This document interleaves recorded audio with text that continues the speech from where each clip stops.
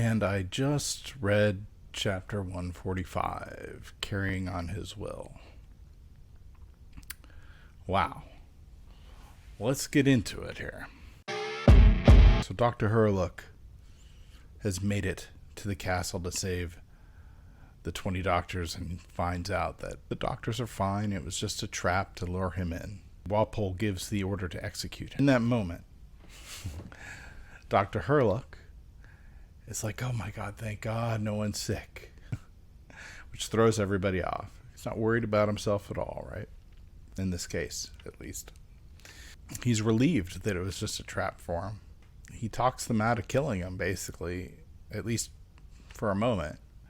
And he explains, he's never going to die because he's going to basically leave a legacy behind. That legacy is his cure-all. And his son is what he calls Tony Chopper. And then he kills himself. He drinks something he drinks something and then it blows him up. It's an explosive or something. Pretty definitive. And they do that pretty good. It's like mirroring him. He takes a drink just as Dr. Kuriha takes a drink back in his house while Tony Chopper's running, trying to get to him before something happens. But he takes himself out, at least in part, so it'll be clear. And the way he does it, it's very clear because he blows himself up. It's not obviously the mushroom that kills him. It's this. This has an impact on Dalton, who's sitting there watching everything. Dr. Hurlock blows himself up. Doesn't appear to take anyone else out with him. And then right then is when Tony Chopper shows up. And they just see him as a monster. And they Walpole commands them to attack him. But Dalton is basically first to him and fights with him a little bit, but tells him to get out of here. If you can't beat me, they're just going to kill you. You need to live.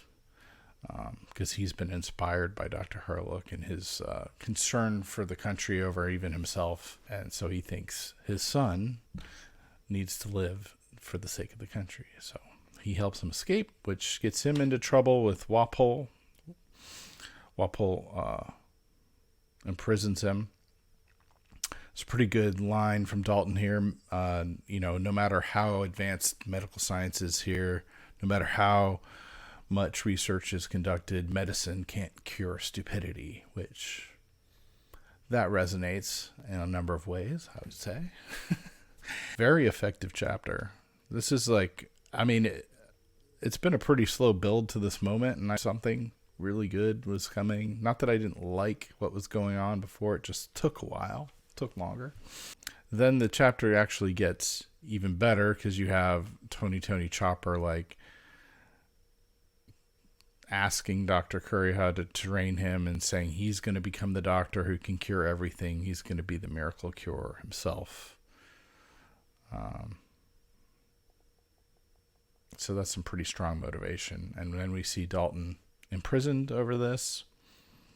And then we end this long flashback finally, and we get to Luffy, who is about to punch Walpole and then does so. And an awesome 2-panel giant drawing of Luffy just decking Walpole in the face.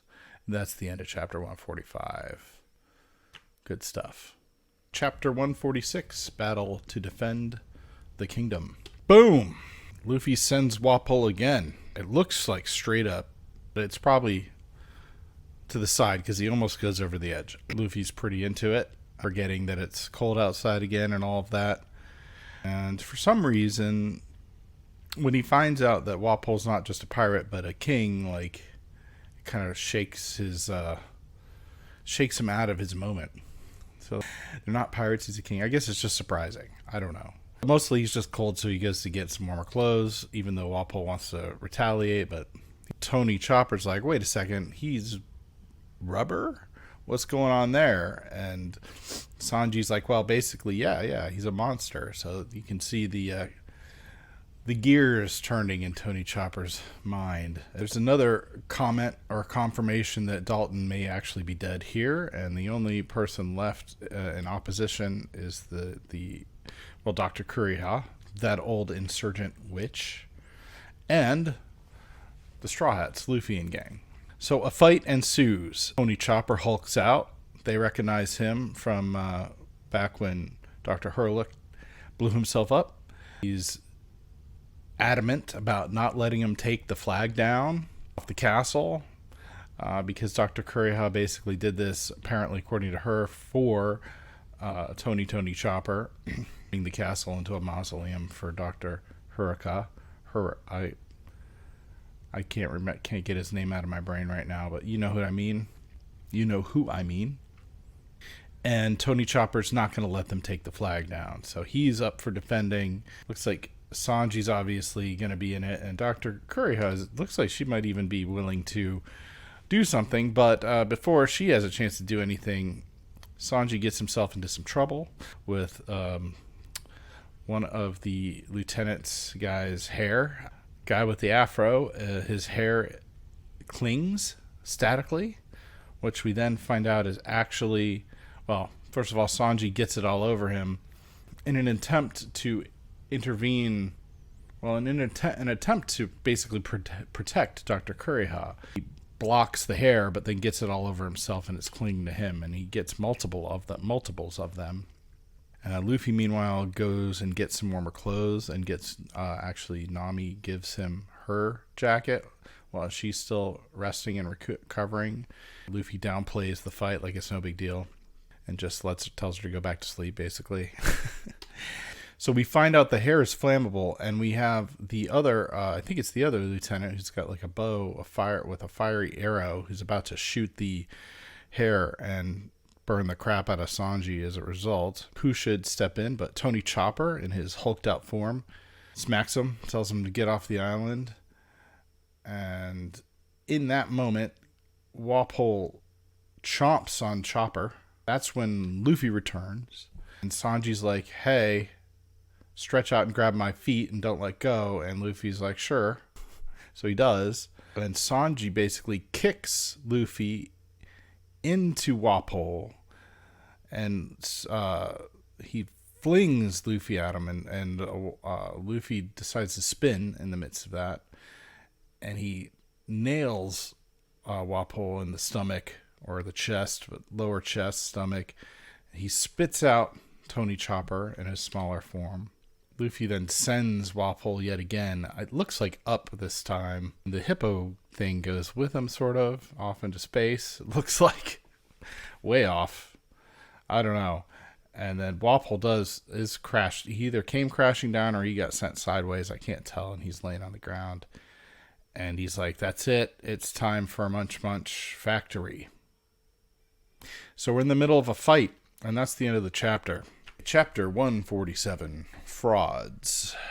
Walpole is preparing to do whatever he's about to do. And then we go back to town.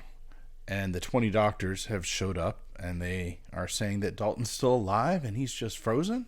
They're going to save him. They question the doctors because they've been working for Walpole, but they apparently were doing it to some degree under threat. And also, one quack doctor taught us never to give up hope. So Dr. Hurlock had an impact on them. We should listen to fools like that more. From there, we go back to Walpole, and he is essentially powering up.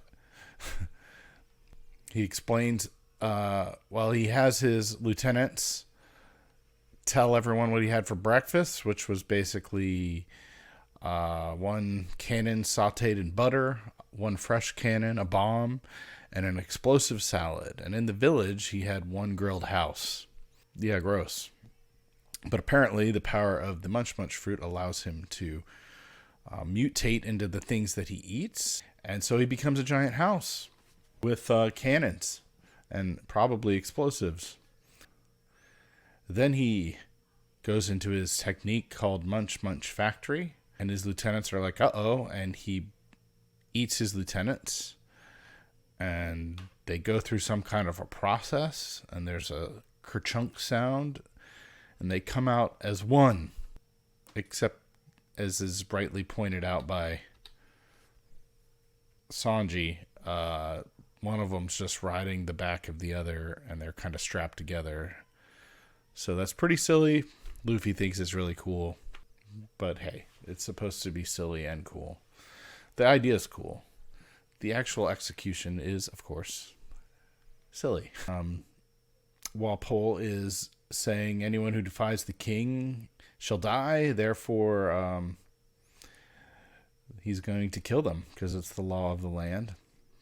But first, he's going to get rid of that flag. So he takes a shot with one of his cannons at the flag. It seems to hit the flagpole, and from there, we go back to the village where Vivi is very concerned about Nami and company, and Usopp's like, look, you're worrying too much. She's in good hands.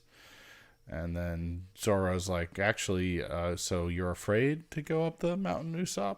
They have their little thing, and Dalton is revived, defrosted apparently. I believe he's still wounded, but alive. And he is highly agitated and trying to motivate everyone to go take care of Walpole to make sure they don't become essentially enslaved by him again. But he's too hurt to do it himself. So Usopp then offers to carry him on his back up the mountain. Back to the castle on the mountain. The cannon shot was successful, and it knocks the flag down. And Tony Chopper is visibly disturbed by this. And Luffy and Sanji are both looking at him, wondering what he's about to do. He hulks out and attacks Walpole. But he also remembers that Dr. Hurlock even tried to save him, Walpole of all people. And so I think in honor of that, he basically tells him he's not going to hurt him, but he needs to leave this country. Dr. Kureha's like, what are you doing? What are you saying? What are you trying to say to this guy? And so then Walpole, it looks like, fires both of his cannons straight into him, into Chopper. Meanwhile, Luffy has restored the flag. He calls Walpole and company a bunch of frauds because they pretended to be pirates, but they weren't willing to risk their lives. You don't know the meaning of this flag. That has an impact on both Walpole and Tony Chopper as he's lying there,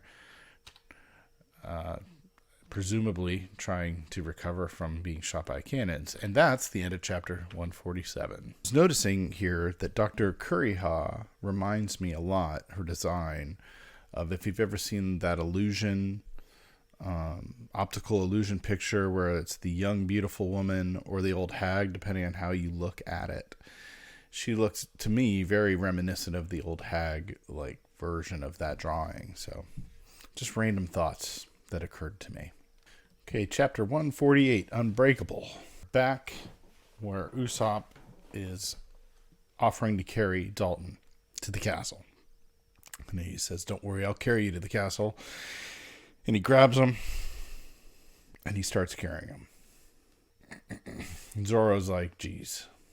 So Zoro goes, and carries Dalton instead. Kind of upsets Usopp, but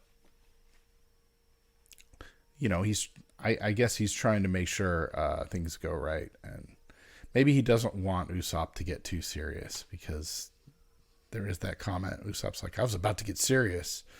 And Zoro's like, yeah, I know. And then Vivi's touched by that. And the villagers are like, if you give us a half hour, we'll fix one of the ropeways to the castle. It's like, well, you bring that up now. Great. So we'll see if that happens. Meanwhile, back at the castle, we have Walpole and Luffy talking about the meaning of the flag, which is where we left off, I think, at the end of the last chapter. Ultimately, he's like, you can't break it. It's a symbol of faith. And at that moment, Walpole blasts him with a cannon directly. When the smoke clears, the flag's still there. Luffy's holding it with the smoke rolling off of him in one of the more awesome drawings of the entire manga so far, for sure. And he's like, see, it's unbreakable. And this is having an enormous impact on Tony Chopper, as you might imagine. Luffy's like, this flag is a promise of life. You don't fly it lightly. It's not something to be laughed at or shot at. Tony Chopper's like, so this is a pirate. So Luffy's deciding he's going to fight them now. And he's basically asking Tony Chopper to join him. Sanji's about to join him, but Dr. Curry stops him. Tony Chopper attacks Wapol basically to stop Wapol from attacking. But he's got his combined lieutenants sort of in front of him. Tony Chopper and the combined lieutenants have a small conversation. And Tony Chopper's saying, I might not have any friends, but I know how to fight. And then, of course, Luffy's like, well, I'm your friend. And he comes crashing in and knocks down the lieutenants and then leaves them to be finished by Tony Chopper, who's like, yeah, I can finish them, no problem.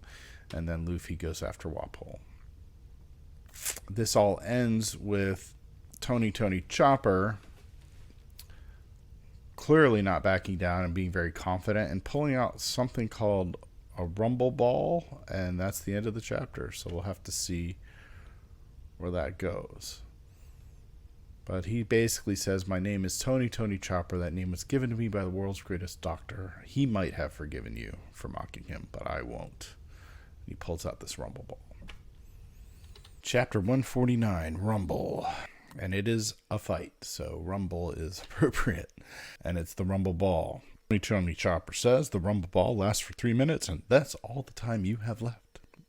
And he's speaking to the, whatever he's calling himself, Murray-Mo or whatever, the Marie Mumo, I don't know, the combined lieutenants. And they fight, and it turns out, I don't know how this really works, but apparently most devil fruit types like Tony Chopper that have transformations, I guess only normally have 3. I feel like this is just become a thing. And apparently this rumble ball, as they fight here, it becomes apparent that he's got more than 3 transformations. And this thing that he's developed through his study of medicine, I guess, or science, has given him 4 more transformations. Through the fight, this gets revealed.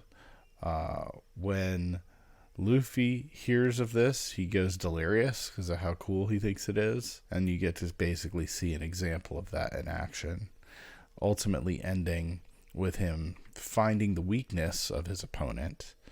Turns out to be the chin in this case, and he freaking uppercuts him in a very cool scene and takes him down.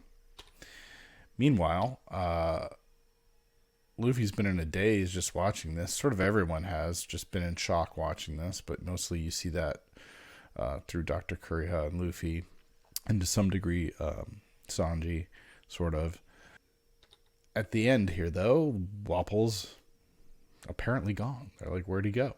Bottom line, this chapter is about showing off Tony Chopper's abilities and how awesome he is, and Luffy seeing that, and I think we all know where that's going. So that's the end of the chapter. That's the end of these 5 chapters. We're going to now have to go here, once they're ready, for the final set of 5 chapters to the Drum Island arc. See you there.